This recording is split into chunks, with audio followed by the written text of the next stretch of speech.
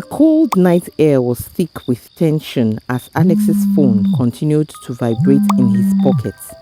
The relentless ringing had already put him on edge, and now Jibo's suspicious eyes bored into him, unblinking.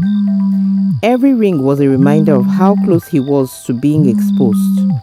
If Jibo found out who was trying to reach him, everything he had been trying to protect would unravel. Finally, with a frustrated sigh, Alex pulled his phone out, but before he could see the caller ID, Jibo's impatience got the better of him.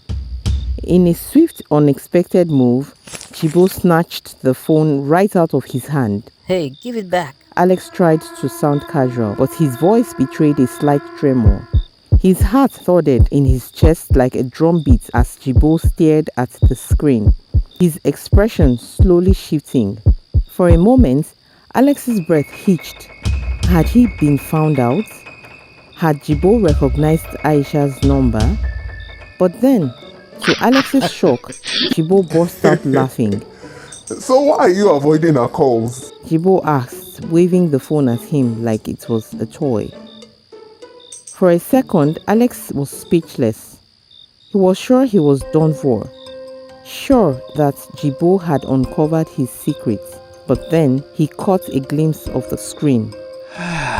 Relief washed over him. It wasn't Aisha. It was Nkechi. His muscles loosened as he realized he had been panicking over nothing. Jibo, still grinning, tossed the phone back to him. Take your phone, Joe. I don't know why you are dodging Billy. Girls these days, always needing something. Alex forced a smile, trying to play along, but the relief mixed with an underlying current of dread. As he answered the call, he could feel Jibo's eyes still on him, watching closely for any slip-ups. What's up, Nkechi? Alex said, forcing a lightness into his voice that he didn't feel. Alex, where have you been? Nkechi's voice was soft, but there was an edge of concern. I didn't see you in class today. And Abimbola said she saw you earlier, looking tense. I'm fine. Alex said quickly, trying to end the conversation before Jibo could lash onto anything suspicious. I've just been busy. Busy with what? Nkechi pressed. You know you can talk to me, right? Yeah, I know. Look, I'll call you back, okay? I'm just in the middle of something. Alex said, his eyes darting towards Jibo, who had grown tired of the conversation and was now looking for something in his bag. Alright, just take care of yourself, Nkechi said, a hint of hesitation in her voice before she hung up. The moment the call ended, Jibo gave Alex a half-interested look and walked out of the room, leaving him alone. Alex slouched down on his bed, letting out a shaky breath. He didn't know whether to feel relieved or disappointed. He had ignored the call thinking it was Aisha, only to find out it was Nkechi. But now, the bigger question loomed. What would he do if Aisha never called? Just then, the phone buzzed again in his hand, startling him. This time, it was an unregistered number. Alex hesitated, his thumb hovering over the screen. Finally, he answered, holding his breath. Alex, came a soft, cautious voice. It was a female voice, but it held a tremor of uncertainty. Yes? Is this Aisha? Alex asked, trying to keep his voice steady. Yes. Aisha replied, her voice wavering. You sent me a note through my friend, but... She couldn't bring herself to say the words. Alex glanced around the room, ensuring Jibo was really gone. Yeah, it's true what I wrote in the note. Your life is in danger, he said in a low, urgent tone. Can you meet me at Abusi in the next 30 minutes? What? Aisha reacted, her voice thick with skepticism. I should have known. So this is a ploy to get my attention? Look. No, trust me. Alex was quick to cut in. I just can't give you the details on the phone right now because this is a risk I'm taking. There was a long pause on the other end. Alex could hear Aisha's shallow breathing as if she were wrestling with herself. Okay. How do I identify you? she finally asked. I'll be wearing a lilac shirt. Alex said. The call disconnected abruptly, leaving Alex staring at the blank screen. For a moment, he wasn't sure if she'd really show up. And if she did, would she even believe him? Would she trust him enough to act on his warning? Aisha's hands trembled as she set her phone down. The words Alex had spoken kept echoing in her mind. It felt surreal, like something out of a bad dream. Time was ticking, and if there was even a shred of truth to Alex's warning, she needed to get to the bottom of this.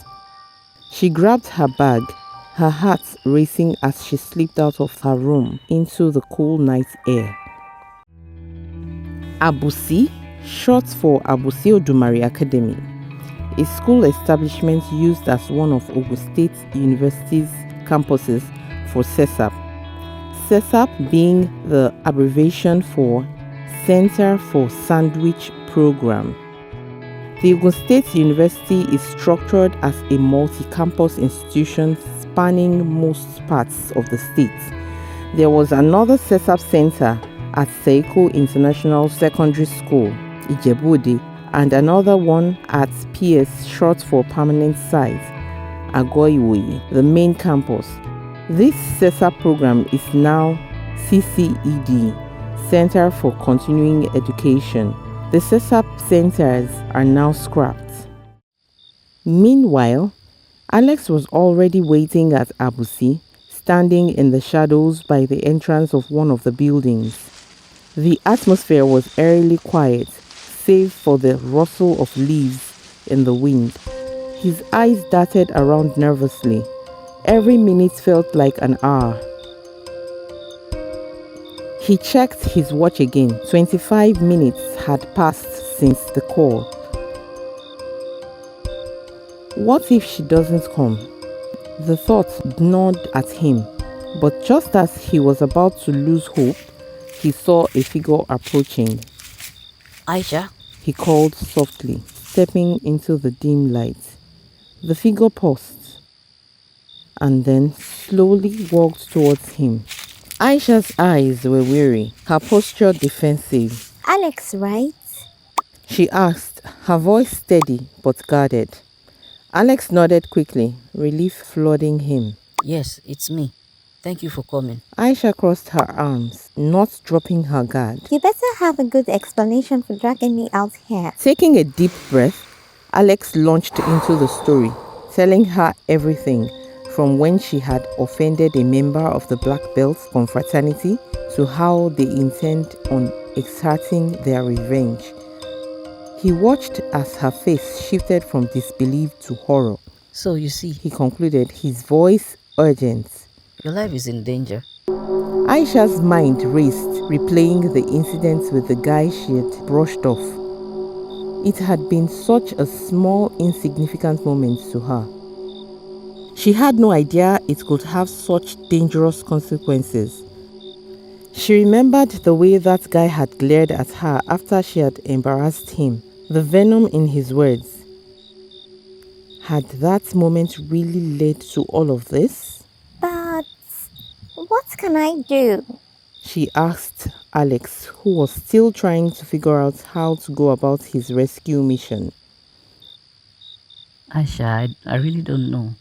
But what I know that is as sure as day is that the Black Belt members are planning on carrying out their attack tomorrow during Jambite night. And then he suggested, Can you leave school first thing tomorrow morning? What? Leave school? Aisha gasped, surprised by Alex's suggestion. What next? Will Aisha indeed leave school?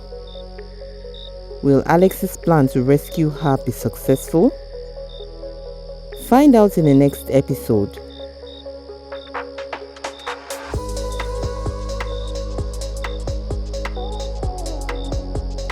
Thanks for watching and bye for now.